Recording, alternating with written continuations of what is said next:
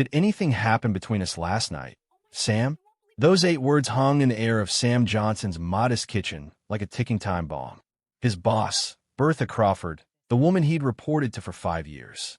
The VP who'd worked around his impossible schedule as a single father, stood before him in borrowed workout clothes, her mascara smudged and her expression unreadable. Sam felt the floor shift beneath his feet. How could one act of human decency lead to this moment that would destroy everything he'd built?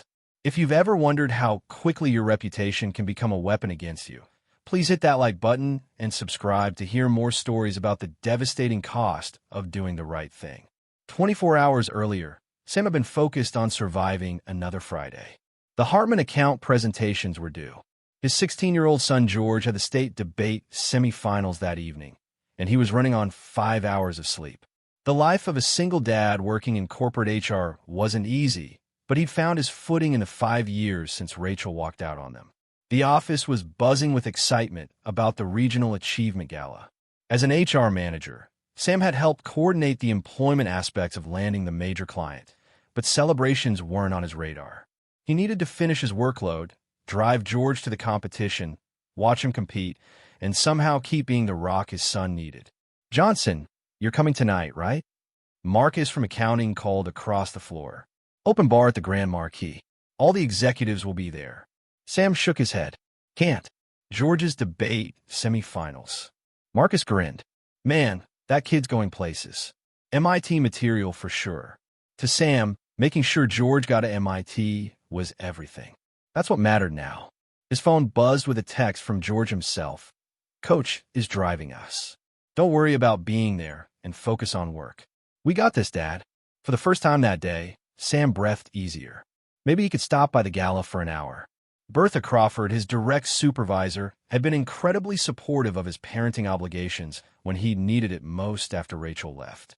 The least he could do was show his face and thank her publicly. The ballroom was packed with colleagues when Sam arrived. The music and laughter filled the elegant space as he navigated through groups of people already loosened by premium liquor and the promise of weekend freedom. He spotted Bertha near the bar looking uncharacteristically relaxed, a blazer discarded, hair down instead of her usual corporate armor. "Sam, you actually made it," she called, her words slightly slurred. At 48, Bertha was a formidable presence in the company, 2 full levels above Sam in the hierarchy. She'd always maintained professional boundaries while understanding his situation as a single parent. "Just for a bit," he explained. "I wanted to say thanks for being so flexible with my schedule." The famous George, Bertha smiled warmly. The debate champion. "How old is he now?" 16 going on 30, Sam laughed. "He told me this morning that my Thai choice was aggressively mediocre." Bertha's laugh was genuine. "Smart kid. Takes after his dad."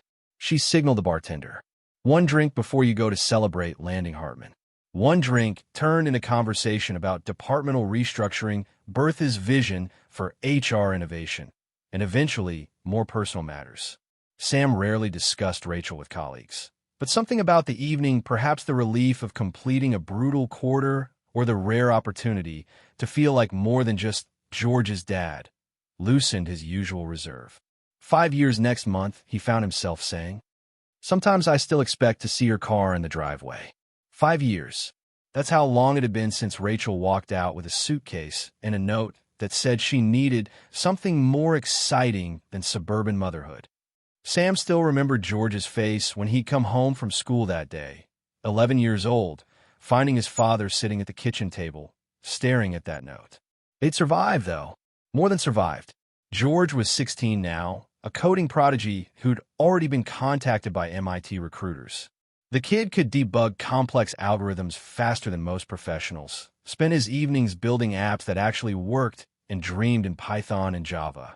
Sam's job as HR manager at TechCorp paid well enough. The hours were decent, the benefits solid. He'd clawed his way back from the financial crater Rachel's departure had created. The lawyer fees, the refinanced mortgage, the therapy bills he'd gladly paid to make sure George didn't carry the scars of abandonment. Tonight was supposed to be his celebration. TechCorp had landed the Hartman account, a deal that would secure the company's growth for the next 3 years. Sam had coordinated the employment contracts, the benefits packages, and the onboarding timeline. But celebrations felt hollow when George had the state debate semifinals across town. Sam had already decided to skip the gala and be there for his son. Nothing else mattered. Then his phone buzzed. "George, Coach is driving us. Don't worry about being there and focus on work." "We got this, Dad." Sam stared at the message, feeling the familiar mix of relief and guilt. Maybe he could stop by the gala for an hour. Bertha had been understanding about his schedule for 5 years, never complaining when he left early for parent-teacher conferences or George's competitions. The least he could do was show his face and thank her publicly. The Grand Marquis Ballroom glittered with chandelier light and executive ambition. Sam felt out of place in his only good suit off the rack compared to the tailored wool surrounding him. He spotted Bertha near the bar, looking nothing like the intimidating VP who commanded boardroom respect. Her blazer was draped over a chair, dark hair loose around her shoulders, cheeks flushed from too much wine. At 48, she normally radiated controlled authority. Tonight, she looked unmoored. "Sam, you actually came," she called, words sliding together slightly. She waved him over with exaggerated enthusiasm. The conversation started easily enough with departmental budgets, the Hartman win, her vision for expanding TechCorp's benefits program. Then it shifted. "Amanda moved to Seattle last month," Bertha said, staring into her wine glass. 20 years of motherhood. Then suddenly you're just nobody's priority anymore." Sam understood that hollow feeling too well. "George is looking at MIT. I keep thinking about how quiet the house will be." Something unspoken passed between them, the shared terror of obsolescence, of children growing beyond need. At 8:45, Sam's phone lit up. "George, we won. Moving to regionals. Wish you'd been here, but I get it. Love you, Dad." Pride and crushing guilt collided in Sam's chest. He'd made the wrong choice. Again, Bertha tried to stand, her hand missing the bar edge. She stumbled badly, catching herself on Sam's arm. The conversation around them quieted. Heads turned. Across the ballroom, Julianne Montgomery, VP of Operations, Bertha's closest friend, watched them with narrowed eyes and an expression Sam couldn't quite read. "I should call you a cab," Sam said, steadying Bertha's elbow. "No." Her voice cracked with sudden desperation. "Can't let anyone see me like this, Sam. Please." She was his boss. Vulnerable. Potentially unsafe if he just left her here. Sam checked his phone at 9 p.m. George would be home by now, celebrating with his debate team, probably ordering pizza with the prize money Sam had left on the counter. He could leave. Should leave. But Bertha swayed dangerously, her eyes unfocused. "Let me help you get home," Sam decided. They slipped out through a side exit before anyone else noticed. The drive to Harbor Heights took 20 minutes, Bertha mumbling in the passenger seat about her empty house, her ex-husband who'd remarried a younger woman, being invisible at 48. "You're a good man, Sam. You stayed for your son. My husband left us both." At her building's entrance, Bertha fumbled through her purse with increasing panic. "My keys. They're inside, I think. Or maybe at the office." She couldn't remember. Too drunk to think straight. Going back to the gala wasn't an option. Calling Julianne would only spread humiliation. Leaving her in the car felt dangerous. Sam made his second impossible choice of the night. "My place. You can sleep it off, figure things out in the morning." He got her settled in the guest room, where his sister Lisa had stayed last month, yoga pants and t-shirts still in the dresser. He left water and aspirin on the nightstand, wrote a note explaining where she was in case she woke up confused. By 10:30, he was pulling into his own driveway. George's bedroom light was off, his debate trophy gleaming on the nightstand in the glow from the hallway. Sam stood in the doorway for a long moment, photographed the trophy with his phone, texted his sleeping son, "So proud of you. Sorry I wasn't there." The familiar weight of not being enough pressed down on his chest as he closed George's door. Saturday morning arrived with unexpected quiet. George had already left for his 7 a.m. run training for track season, leaving Sam alone with the coffee maker and plans for celebratory pancakes. He was measuring flour when he heard footsteps on the stairs. Bertha appeared in the kitchen doorway wearing Lisa's old yoga pants and faded t-shirt, looking younger without makeup but deeply uncomfortable. Her eyes scanned the modest-spaced children's artwork, still magnet to the fridge from years ago, George's trophy prominently displayed on the counter. "Good morning," Sam said, aiming for casual. "Coffee, please." Her voice came out raspy and raw. She accepted the mug without meeting his eyes, staring into the dark liquid as awkward silence filled the kitchen. Then, still looking down, "Did anything happen between us last night, Sam?" The question hit like a punch to the gut. Sam's stomach dropped, the room tilting slightly. "What? No. God, no. You were drunk. I put you in the guest room. That's all." Relief flooded her face. Unmistakable, visible, almost theatrical relief. "Okay, good. I don't remember much after the bar. Woke up in strange clothes in a strange place." She finally looked at him. "Thank you for handling this appropriately." Something about that phrasing, handling this appropriately, felt clinical. Defensive, like she was already building a narrative, establishing talking points. But Sam pushed the thought away. She was embarrassed. Of course she was. "Your keys are probably at the office or the gala venue," he offered. "I could drive you." "No. Too sharp, too fast. I'll call a rideshare. This stays between us, right? I don't need anyone at work knowing I." She trailed off, leaving the sentence unfinished. Of course. Water under the bridge. The front door opened, George returning, sweaty and energized from his run. "Dad, did you see my text about—" He stopped, noticing Bertha. "George, this is Miss Crawford from work. She wasn't feeling well last night, so she stayed in the guest room." Something flickered across Bertha's face. Not gratitude. Something colder. Calculating. She grabbed her phone, mumbled about her ride arriving, and left quickly without saying goodbye to either of them. Monday morning felt slightly awkward, but Sam assumed everything would return to normal. Professional boundaries re-established, case closed. He'd help Bertha. She'd been embarrassed. They'd both move on. At 9:47 a.m., his email pinged. Julianne Montgomery requested an immediate meeting. Not unusual as VP of Operations, she sometimes needed HR input on personnel matters. But Julianne's office felt wrong the moment Sam entered. Her assistant sat in the corner, tablet ready to witness. Julianne's expression was ice cold, nothing like her usual professional warmth. "Sam, a complaint has been filed regarding inappropriate conduct at Friday's gala." The room tilted. "What? By who?" "That's confidential during investigation." Julianne consulted her notes with deliberate precision. "But allegations involve you taking an intoxicated colleague to your home and creating an uncomfortable situation that could be construed as taking advantage of a vulnerable person." Sam's blood turned to ice water. "Bertha." She'd filed against him. "That's not nothing happened. She couldn't find her keys. I was helping her." "Which is exactly why we're investigating," Julianne said, her tone suggesting she'd already reached her conclusion. "But pending investigation, you're suspended with pay. Surrender your badge and laptop." Standard HR protocol. The bitter irony wasn't lost on Sam. He was HR. He knew this playbook by heart. He knew how these investigations worked. Whoever filed first controlled the narrative.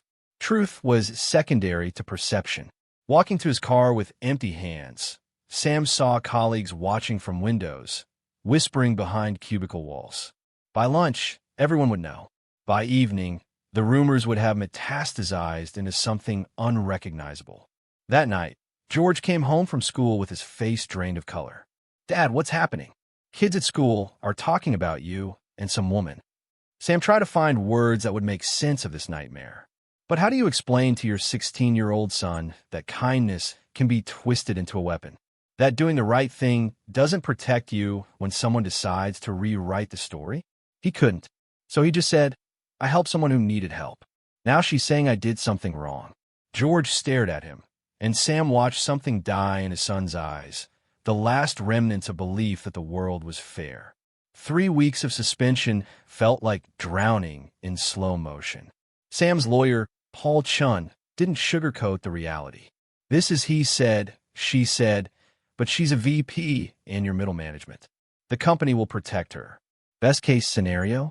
They let you resign quietly. Worst case? Termination for cause, no reference, possible blacklisting in the industry. But nothing happened. Sam's voice cracked with desperation. Can you prove it? Any witnesses? Security footage? Paul's expression said everything his words didn't. It's your word against hers.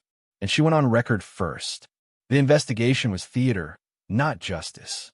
Julianne interviewed Bertha, interviewed Sam, interviewed no one else. The final report arrived like a death sentence. While no definitive evidence of misconduct exists, Sam J. demonstrated poor judgment by taking an intoxicated superior to his home, creating an inappropriate situation. Termination for violation of professional conduct standards. Sam lost his job, his reputation, any chance at a decent reference. George's college fund, $47,000 saved dollar by dollar over 15 years, began hemorrhaging into legal consultation fees. Then Paul discovered something. 6 years ago, another employee named Marcus Webb filed a hostile work environment claim against Bertha. It was settled quietly with an NDA. So she has a pattern, Sam said, hoping to flicker. She does. But Webb can't testify without breaking his NDA. We're stuck. The evening Sam had to tell George about MIT was the hardest of his life. We can't afford it anymore. Maybe community college first, then transfer. This is because of her. George interrupted, quiet fury burning in his voice. You helped her, and she destroyed us. Sam wanted to argue, to insist not everyone was like this, to protect his son from becoming cynical about human nature.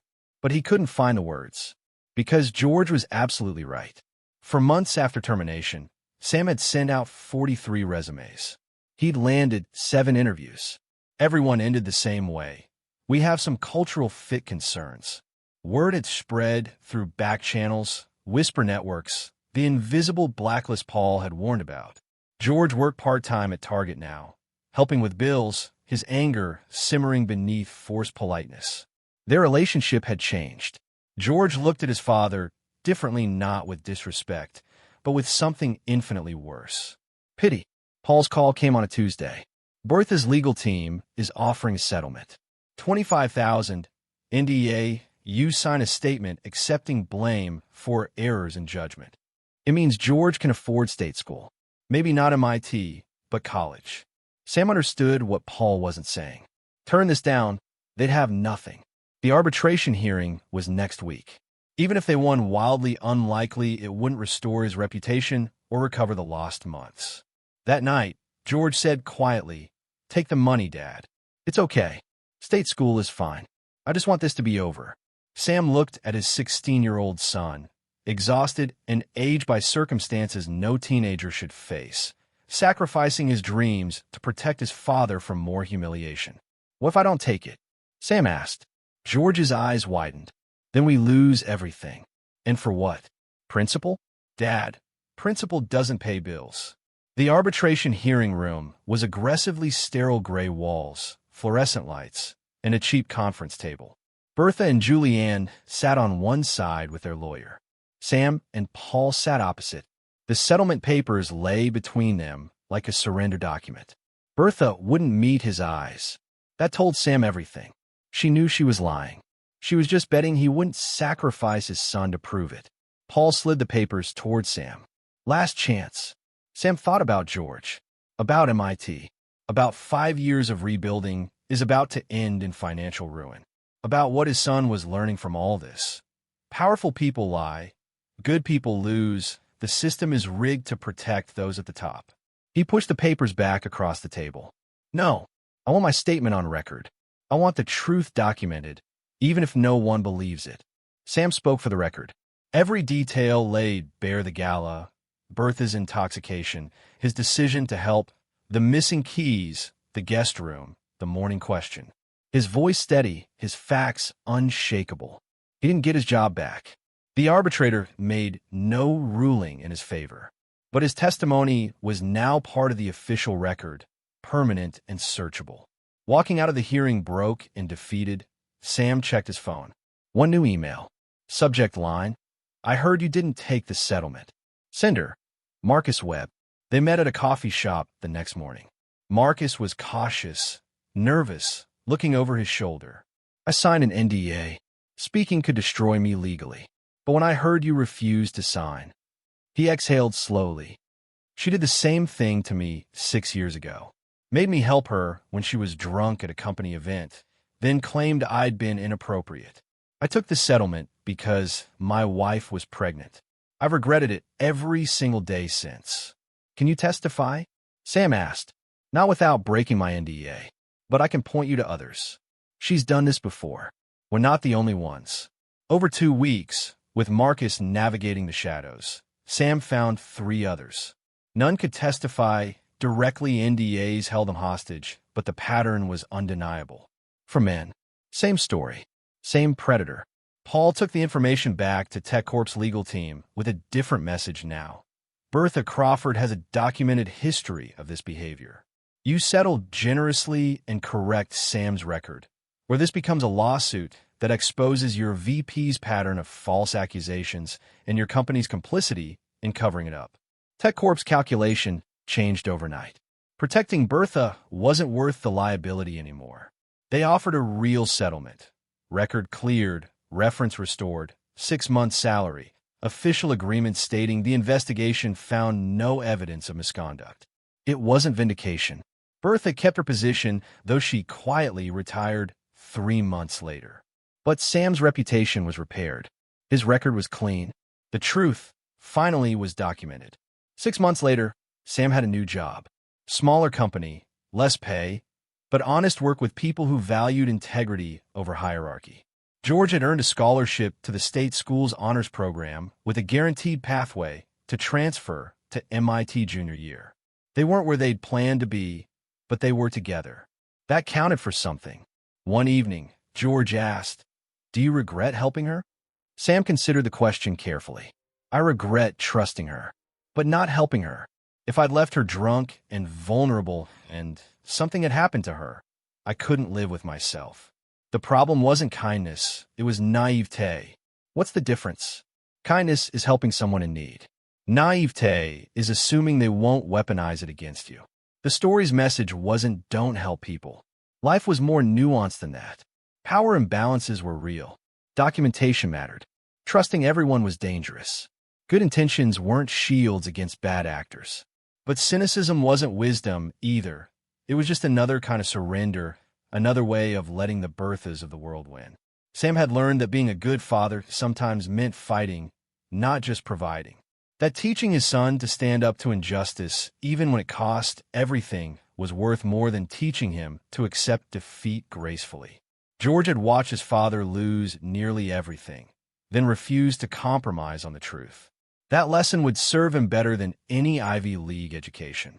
Sometimes the moments that break us teach us what we're made of, Sam said. The question that had felt like an ending, did anything happen between us last night, had actually been a test. Not of what Sam did that night, but of what he'd do when the truth was twisted into a weapon against him. He passed, not by winning, not by getting everything back, but by refusing to let injustice rewrite his character. By showing his son that some things matter more than money or comfort or safety. Sometimes survival is the victory. That's the end of our story. If these heartfelt moments touched you, please subscribe and drop a comment telling us what country you're watching from. We love hearing from our global community. Your support means everything, and we have so many more stories of unexpected love and transformation coming your way.